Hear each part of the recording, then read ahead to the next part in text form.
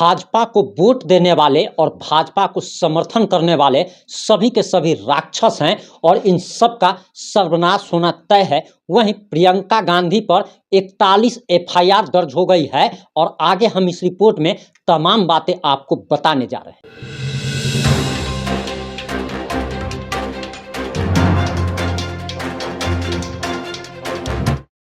राक्षस हो तुम लोग।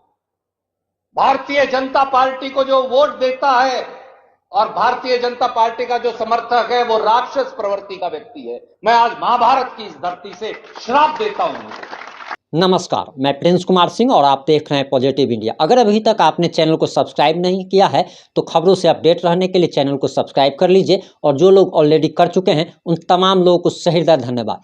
अभी आपने शुरुआत में वीडियो देख ली होगी। ये कांग्रेस के कद्दावर नेता हैं और नाम है इनका रणदीप सुरजेवाला, जो कि कह रहे हैं कि भाजपा को वोट देने वाले और भाजपा को समर्थन करने वाले तमाम लोग राक्षस होते हैं और इसके साथ ही साथ इन्होंने श्राप भी दिया है। हम इस मुद्दे पर चर्चा करेंगे, लेकिन उससे पहले आपको एक महत्वपूर्ण जानकारी देते चले कि कानून में जो बदलाव हुआ है इसमें अब धारा में भी परिवर्तन हो गया है, जो कि आपको जानना बेहद ही ज़्यादा जरूरी है। आपको बताते चले कि अब हत्या के लिए अगर किसी का मर्डर होता था तो उसमें धारा 302 लगा करती थी, लेकिन अब उसके जगह पर धारा 101 लगा करेगी। वहीं आत्महत्या के लिए उकसाने पर अब धारा 106 लगा करेगी। वहीं आपको बताते चले कि अब अगर किसी का किडनैप अगर होता है और एफआईआर अगर दर्ज होती है तो धारा 135 की से कार्रवाई होगी। वहीं रेप यानी कि बलात्कार में जहां पे 376 धारा लगा करती थी वहां अब उसके जगह पर धारा 63 लगा करेगी। वहीं सामूहिक बलात्कार में धारा 70 लगा करेगी। मानहानि का केस में अब धारा 354 लगा करेगी। वहीं धोखाधड़ी के केस में धारा 316, दहेज हत्या में अब 79 धारा लगा करेगी। वहीं चोरी की धारा अब 301 हो गई है और छिनतई की धारा जो है वो धारा 302 हो गई है। यानी कि धारा 302 जो कि मर्डर केस में लगा करती थी अब उसके जगह पर धारा 101 और छिनतई में धारा 302 लगा करेगी।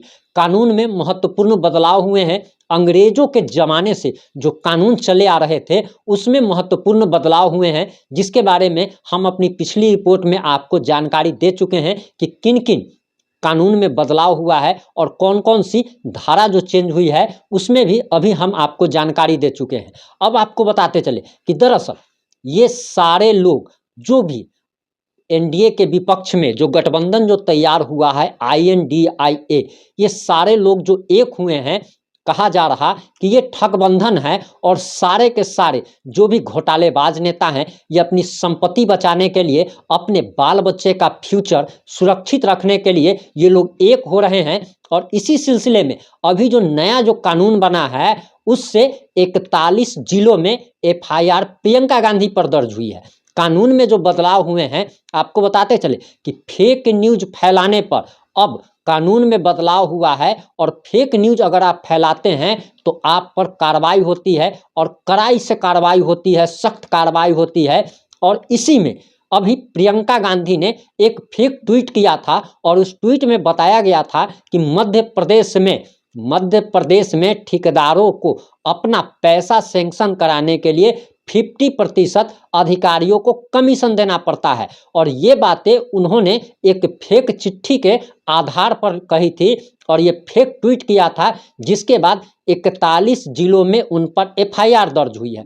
अब 41 जिलों में जो एफआईआर दर्ज हुई है, बताया जा रहा कि प्रियंका गांधी का जेल जाना तय माना जा रहा है। प्रियंका गांधी ने फेक न्यूज फैलाया, एक ऐसा न्यूज फैलाया जिसके बारे में पता चला कि वो जिस चिट्ठी के आधार पर प्रियंका गांधी ने ट्वीट किया था वो चिट्ठी भी फर्जी थी, वो व्यक्ति भी फर्जी था और इन्होंने सरकार के खिलाफ एक माहौल बनाने के लिए फेक ट्वीट किया था, जिसके बाद 41 जिलों में एफआईआर दर्ज हुई है। और इतना ही नहीं, सिर्फ प्रियंका गांधी पर ही नहीं बल्कि मध्य प्रदेश के पूर्व मुख्यमंत्री कमलनाथ पर भी एफआईआर हुई है। वहीं आपको बताते चले कि दरअसल अब ये सब जो कुछ भी हो रहा है ये इसीलिए हो रहा है क्योंकि पहले जो कानून अंग्रेजों के ज़माने से जो चला रहा था, आप लोग हमेशा सवाल करते हैं कि आखिर ये घोटालेबाज नेता जो हैं वो जेल क्यों नहीं जा पाते, आखिर इनको सजा क्यों नहीं हो पाती, आखिर ये छूट क्यों जाते हैं? तो आपको बताते चले कि अभी भी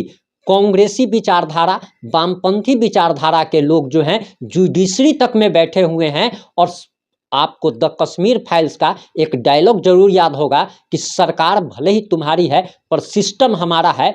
और इसी को लेकर ये लोग जो है फेक न्यूज फैला रहे थे, जिसके बाद अब कानून में जो बदलाव हुआ है तो इन पर सख्त से सख्त कार्रवाई हो रही है।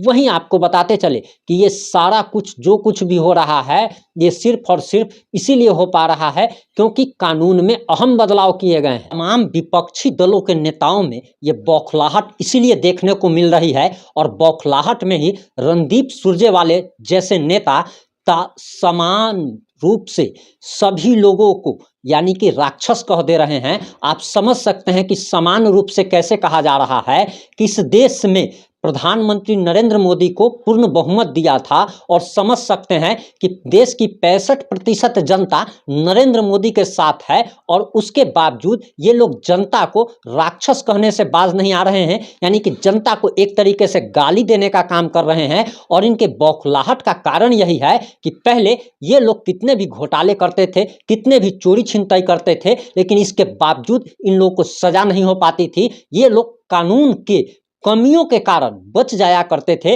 लेकिन अब वो रास्ता जो होल था वो नरेंद्र मोदी ने बंद कर दिया है। और अब कानून में भी आमूल चमूल जो बदलाव किए गए हैं, उस आमूल बदलाव में ये हुआ है कि अब एक डेडलाइन टाइम लिमिट फिक्स कर दी गई है कि उस टाइम लिमिट में कोर्ट को भी डिसीजन देना ही होगा।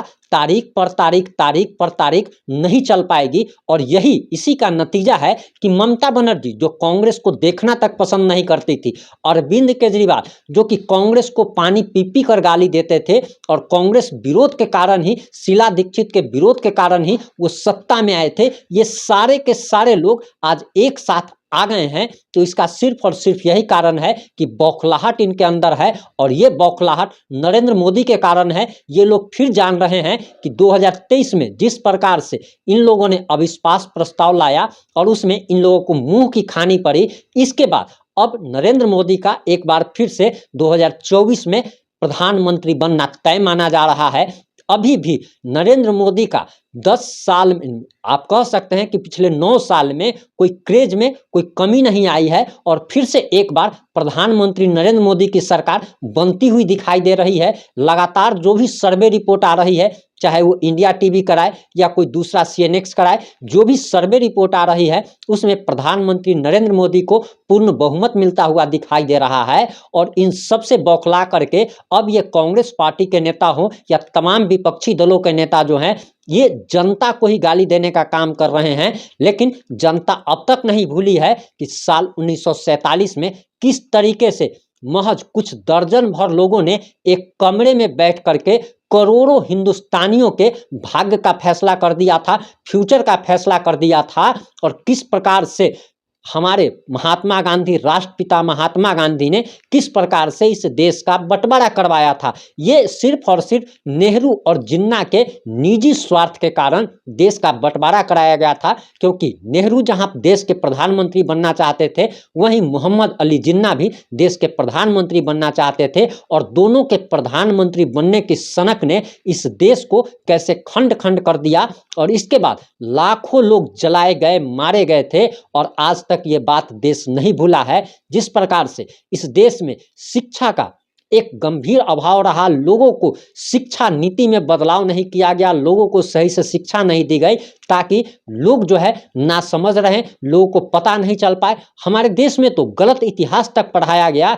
यहाँ पे औरंगजेब को, यहाँ तक कि अकबर को महान बताया जाता है, लेकिन महाराणा को इतिहास में जगह नहीं दी गई। लेकिन अब इतिहास में भी बदलाव हो रहा है।